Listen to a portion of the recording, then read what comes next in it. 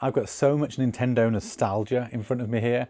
I genuinely don't know which bit is my favourite.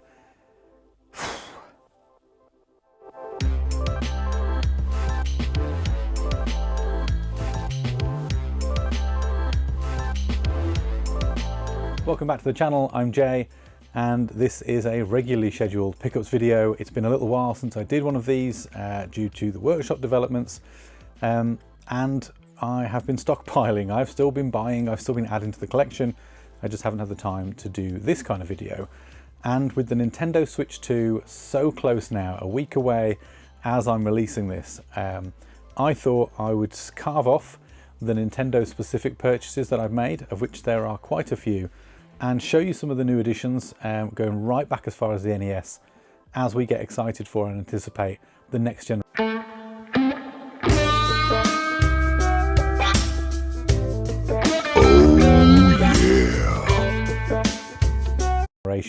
of Nintendo. So I'm going to pick my way through this pile. You can probably see it's slightly out of shot, just tucked away down here, trying out a new position. This is the beanbag sofa. I don't know how well this will work, but anyway, let me take you through some of the stuff that I've picked up over the last, well, it's got to be a couple of months now. These have come from a variety of sources. Some of it is Discord communities, some of it is my car boot friend Mary, some of it is just me, you know, eBay and the like. I can't remember absolutely where everything came from, so apologies if you know, you're watching this as one of my contributors and you provided me with some of this and I've forgotten. Genuinely, it's been a busy couple of months and I've picked stuff up as I've gone. So let's get into the pack. I've got some really cool stuff to show you here from a nostalgia point of view, but I'm going to start with a nostalgic accessory, and I picked this up recently because I have been playing a lot on my Super Nintendo, and I've got to be honest, I'm a bit of a clean freak, as you can see behind me.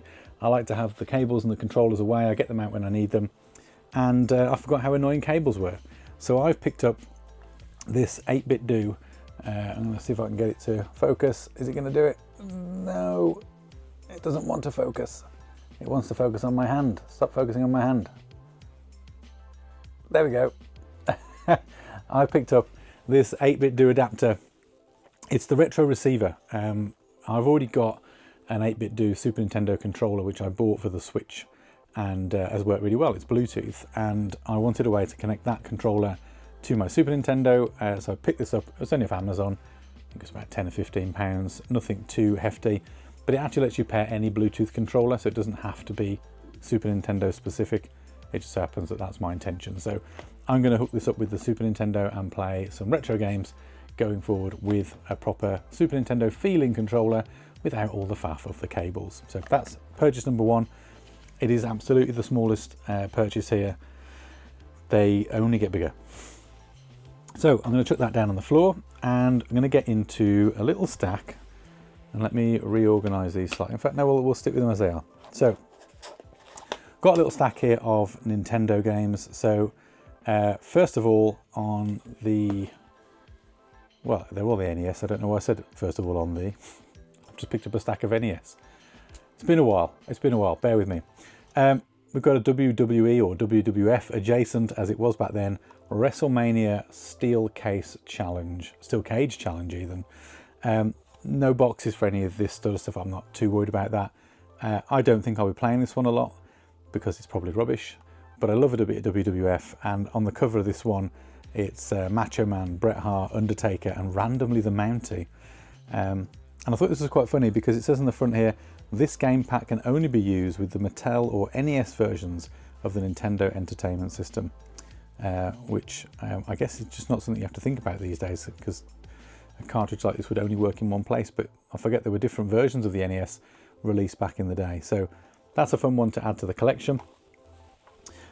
Sticking with NES, I've got a couple of games here that were picked up by Mary at Car Boots, I know that much. We've got Top Gun, Second Mission. This one comes with the manual, but no box. And bizarrely, no, in fact, it doesn't come with the manual. I didn't look at this very closely. I've got, yes I have, I've got a manual, but I've also randomly got, which I didn't notice before, I'm looking at it now, a Super Mario Brothers manual, the original. So that's fun. I do have a Mario Brothers on the NES, of course, so I'll be pairing those up. So yeah, we've got it, Top Gun second mission, and then rounding out my NES purchases from Mary is, in fact, let me get this the right way around. No, it was this one. God, I'm having a real bad day today. Is Nintendo Golf. Again, this one does have the manual. I have memories of this one which I won't share on here because they're not the best memories, unfortunately. They're kind of related to parental divorce. But NES Golf on the Nintendo is a game that I do remember, and she happened to see it at a car boot and it was super, super cheap. So I said, please do pick that up. We'll stick with the absolute retro. I'm going to hop around this selection here a little bit. And another golf game. This one I've never played, but I don't imagine they're radically different. And that is NES Open Tournament Golf with our good friend Mario on the cover. So again, this was relatively affordable. This one doesn't come with a manual, but does have the slip cover. And that is the fourth and final NES game in today's pickup. And it still blows my mind that the NES is as old as I am. I think they get that console released in 1983, if I'm right. And yeah, the idea that I've got a 42-year-old piece of hardware on my shelf behind me, and I'm still able to pick up games and play these games, albeit, you know, I'm not sure how good they are or how well they stand up anymore, but still insane to me. And I guess that makes me really old. But anyway, we'll move on. I'll try, if I can, kind of move up chronologically, although I'm going to then pivot back from a hardware point of view, but we'll stick to games for now. Another little pickup that came from a car boot, not in the best condition actually as I examine it. In fact, it's got a massive crack in the back. I'll try and remember to put that in some B-roll. Is a quite discoloured and quite loose Dr. Mario on the Game Boy. I remember this one fondly. We had the Super Game Boy back in the day. I've still got my original one and the box here in the room. And yeah, my mum actually really liked this. She didn't play a lot of games, but she really enjoyed these kind of like Tetris-likes. And I know Dr. Mario is probably nowhere near as good as actual Tetris, but it was a really popular one in our house, and very fond of anything with Mario on it these days. So that was a good purchase. And then we jump forward a generation to, we skip the SNES altogether, and we come to the N64, and a game that I never played back in the day. So this is Jet Force Gemini on the N64. I've heard good things about it. It's Rare, it's produced by Rare, and of course they had an incredible run with N64 games back in the day. So let me know in the comments down below if this is one that I should be thinking about putting in and giving some meaningful time to. I don't know anything about it, frankly, and I'll probably learn in the edit when I get some footage of what this game looks like, exactly what kind of game it is, but it looks space related. This person appears to have a gun on the front, and it looks like there might be some sort of an alien creature behind them. Maybe this one would be a good one for a retro quest. Let me know in the comments what your thoughts are. Jet Force Gemini. Then we get a bit of a stack of GameCube, actually. And these came from two different places. So I actually bought a GameCube secondhand off a friend of mine who was having a bit of a clear out. So I'll just show it very briefly. It's nothing exciting. It's just a moderate condition, bit of yellowing, black Nintendo GameCube. Now I've already got a black Nintendo GameCube. That was what I owned back in the day. That's what GameCube is to me. I know to a lot of people it's the purple, or maybe the silver, depending on what you owned, or a spice orange if you're from Japan. But I picked this up from him for two reasons. One, I kind of started to get a bit into the idea of having spares of some of these older consoles. But I also have an upcoming video that I'm looking to make. I'm just waiting for a purchase to turn up, which is now, I think it's likely to come in August. It's a few months delayed. And that is a solderless mod kit for the Nintendo GameCube, which retains all of the standard functionality for discs, but also allows you to load your legitimate backups into the console. And it doesn't require any soldering, it's non-invasive. So when that does turn up, I was thinking this would be the console that I would mod, just for fear of damaging the one I already own, in case I do mess it up. I may also though go a step further, and I had thought about a reshell, and given that the shell of this one isn't in the best condition, as long as it's functional, I thought maybe I could take it apart and potentially mod it. Like I said, give it a new case, a new look. I don't know yet. Haven't decided, but I picked that up from him, as well as a few games. So I'll start with what is effectively a duplicate for me, but I'll tell you why I had it off him, and that is an absolute classic in my opinion. Super Mario Sunshine.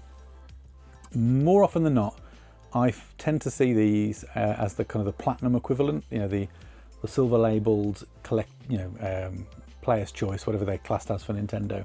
And that's what I currently own, is a player's choice version. I don't really like buying those. If I can avoid platinums or player's choices or, you know, top hits or whatever they're classed as, I like to get the originals. And so when I saw this was in his little stack that he wanted to sell, I was like, yeah, I'll take it. So I'm really pleased to have Mario Sunshine complete, manual, all the good stuff, all the inserts in a nice condition.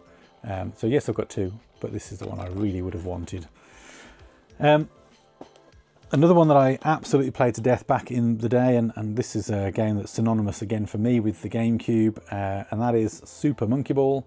I don't currently own that for the GameCube. Nice to add that to the collection. Many, many happy hours playing that with friends, and then Monkey Ball 2 as well, which I do own randomly. I've got the disc for Monkey Ball 2, but no case. So if anyone's got a spare Monkey Ball 2 case knocking around and wants to shift it on, let me know, and I'll give you some money towards that. But Monkey Ball added to the GameCube collection. I don't have a lot of GameCube games either, so it's nice to have added a few here, and I've got some more to come. And then the last one that I bought from him, again, I didn't play this one back in the day, but I do remember the N64 version, and that is Wave Race Blue Storm. So again, I didn't play the GameCube version of this. It looks pretty decent, to be fair, and I will give it a go. But I did play a fair amount of Wave Race N64, which I'm assuming this is just a sequel to. I haven't done my research though, so if it's not the case, feel free to let me know down below. I then added to the GameCube collection via Mary and the Car Boots. Now, these are always a bit of a gamble because I'm never there, you know, in person to inspect these things. And Mary's not a gamer, so she doesn't really necessarily know what she's looking for. From Car Boots, they're always a little bit beat up, and you kind of expect that. Now, unfortunately, that does mean that none of these actually have the manuals. Bless her, she did say they've all got their books, but what she was referencing were the kind of GameCube inserts, which obviously we know is not a manual, but she wasn't to know that. And I'm always grateful for the hunting that she does for me. So this one is X-Men 2 Wolverines Revenge. I do not imagine this is something I'll be putting a huge amount of time into. I do like, you know, though, an X-Men game. I'm a real big fan of the Xbox 360 Wolverine, which is, you know, one of those rare occasions where the video game adaptation of a movie is arguably significantly better than the actual movie itself. This is funny because on the back it says X2 in cinemas May 1st. Don't know what year that was though. I'm looking for any kind of a year here. Nope, can't see one. But anyway, so X-Men 2 Wolverines Revenge. Then we move on to another GameCube game that I did own back in the day. Again, disc case, no manual. This one's actually sells surprisingly well and holds a decent price, considering I don't remember the game being all that good. And that is Godzilla Destroy All Monsters Melee, which, if you haven't played this before, is basically, as the name suggests, you can pick one of many kaiju that you can play as, and it's a one-on-one battle with another kaiju in a city. A lot of fun. You get to trash some buildings along the way, kick up some fuss and make a mess. But I don't remember it being an awesome game, but I did own it back in the day. And when I saw this on a pile that she was sifting through, I thought, yeah, absolutely going to add that one. And then another one I didn't own back in the day, and I think because I'd always assumed that this was essentially an extension of its N64 brethren, and that is Pokemon Colosseum. Now, I'd always worked on the assumption that this was a Pokemon Stadium or Stadium 2 for the GameCube, you know, i.e. you would connect and battle your Pokemon, much like you did on the N64. I don't know that I'm correct though, because from what I've read since, this actually has its own story mode, and you know, that was unusual for console-based Pokemon. Normally, as in home console, normally, you know, they were for the likes of the Game Boys and the Game Boy Advance, etc. So I've never played this. I don't know if it's any good or not. Again, unfortunately, without manual, which was a bit upsetting because, you know, this wasn't cheap. Although again, you know, cheap relative to car boot prices, didn't pay a fortune for it. I'm sure it's still what I paid is under market value. So Pokemon Colosseum added to the collection. To be honest, this was kind of when Pokemon started to lose its interest for me. I was probably a little bit too old for it anyway, but also it had gone beyond Silver and Gold, and there was just too many Pokemon to count, and I couldn't be asked to learn all the new ones. So, you know, hands up, not my generation of Pokemon. I couldn't even name half the Pokemon that are on the back of this or the front. In fact, I only know these Pokemon because of Pokemon Go. Anyway, so those were the GameCube games. There was one Wii U pickup in the collection, which I thought was a really nice one. I just picked it up because it was a box, really, and it is complete. And that is Super Mario Maker on the Wii U. Now, I don't own many Wii U games. I've got a few, the mainline ones that you'd expect. And I certainly don't collect for the Wii U. But I just like this because I thought the box itself is really nice to look at. It's got lots of vibrant colour on the back, and of course all the different types of levels that you can create. It does include an art book as well as the original game, which is nice. And even the box of the original game is yellow, which again, you know, just makes it stand out from all the blue that is Wii U. So added that one to the collection, and that is the final game technically in my collection here, but I've got some really nice stuff, so don't go anywhere. So where do we go next? Do I want to finish on the big box? No, we're going to jump into the big box. So I got this actually from a Discord group that I'm part of. Again, I think I've mentioned them a number of times before now, the Retro Ghetto, but this I'm really pleased with. And I didn't need this at all, but the price was fair, and it's the memories really, and it's the sleeve. So let me show it to you first. Let me explain what it is. Ooh, hike it up there. It's an N64, specifically the Golden Eye slipcover. Now, this isn't because this is the one I had as a kid. I didn't. I think I had the more traditional one. In fact, I know I did because I've got it up on display. I've showed it here before.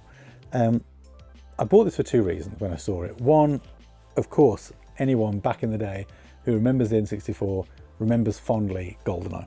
And this imagery, to me, is my childhood. It's the 90s. Also, though, what I really loved is this sticker.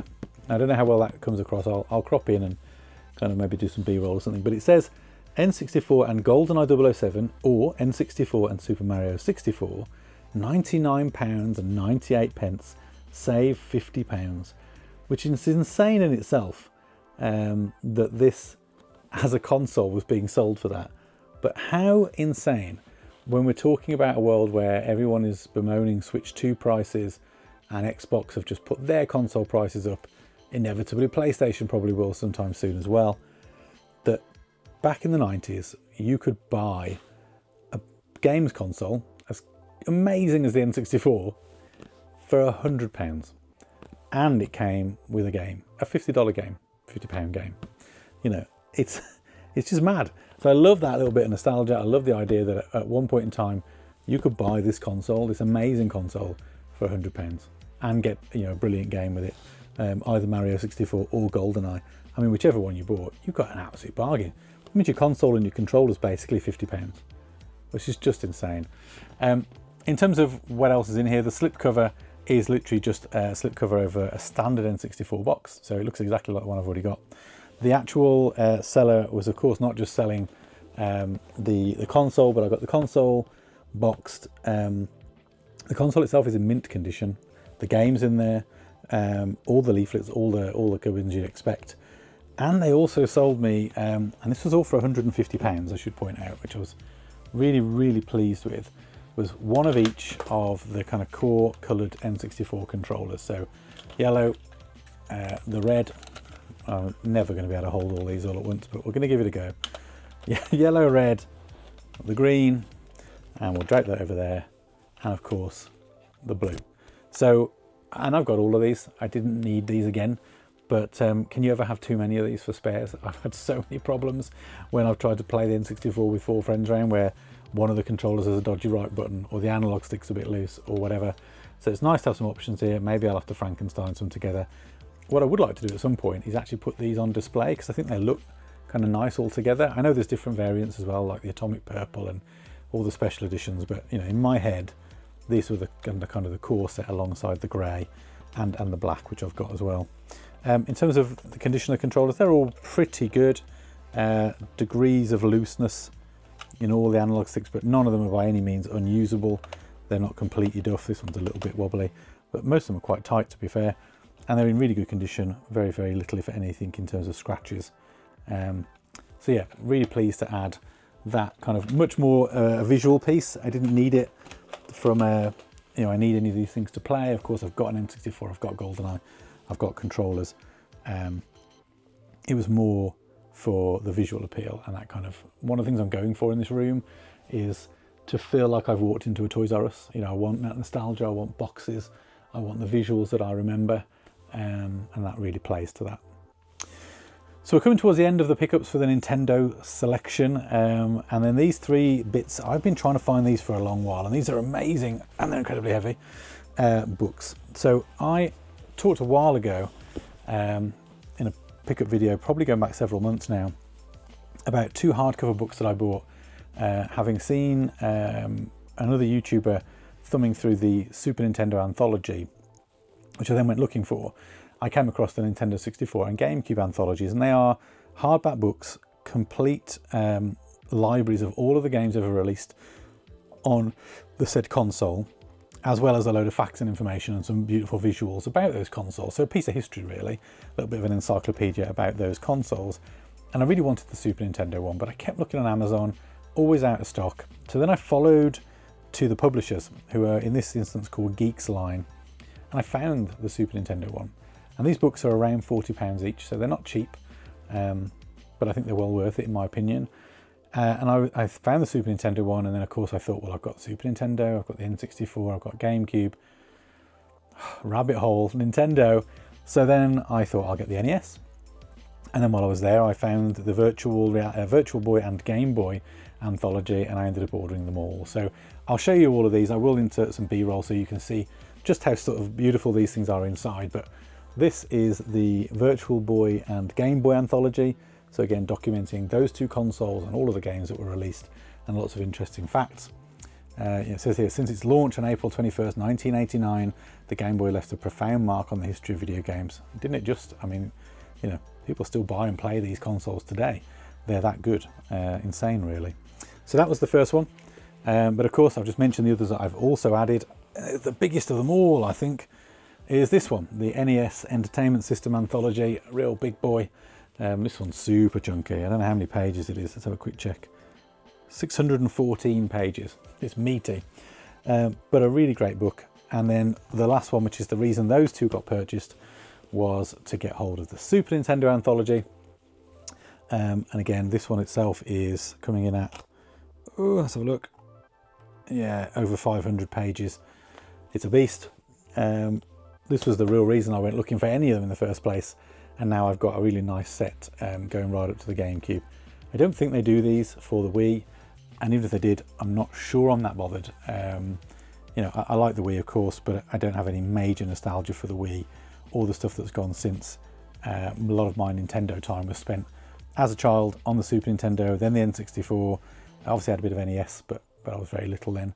And then GameCube, a little bit less so, but still had some great memories on that. So yeah, I'm really pleased. I've got lots of other stuff that has amassed over the last couple of months. That'll be next month's pickups. I'm hoping to get my Switch 2 on launch. Really excited to receive that, and I will try and do some coverage. I'm not going to do reviews or anything elaborate like that, but I might do some first impressions, some unboxing, just kind of show you what it looks like and you know, what my thoughts are on it. But I'm certainly not going to be trying to get into that Switch 2 tech reviewer space. It's going to be a very crowded area. But yeah, so I hope you enjoyed that. I am really looking forward to kind of finding these all a home in here. I'm not sure where all of it's going yet. We'll work that out later. That's the joys of this kind of environment. But as I said, a real nice time and a timely chance, I think, to really hone in on Nintendo. so much love for that franchise. You know, 40 years Nintendo's been a part of my life, which is mad to me. But you know, our little Italian plumber and all of his friends have a special place in my heart, so as I'm sure they do for many of you. So yeah, I hope you're looking forward to the release of Switch 2. You know, if you're getting one, let me know down below. What are you excited for? I assume you've got Mario Kart coming in some way, shape or form. Why wouldn't you? Almost. What in this collection of stuff that I've shown today really got you? Do you remember the N64 being just £100 if you lived here in the UK? Any of these games that are standout that I should be playing or prioritising? Yeah, I really enjoy your thoughts when you do share them down in the comments. I love the engagement we get from this community, so thank you again for that support and continuing to do so.